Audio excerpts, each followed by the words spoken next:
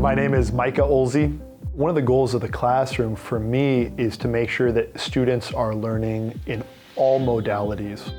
So what we've done working together with the FCPE here at Adelphi is to have a series of tools that any teacher on campus, they can come to this room and check out different materials that are going to be able to enhance their teaching experience.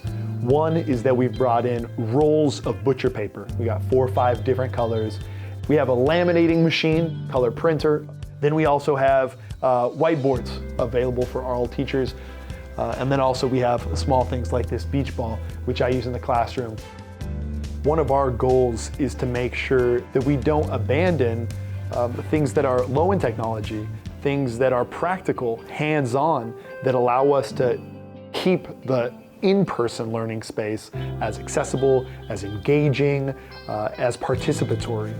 I am super thankful for what the FCPE has put together, thankful that we can be rolling these materials out. I'm very hopeful that as many faculty as possible can jump in, start taking advantage of this, and be changing up the classroom.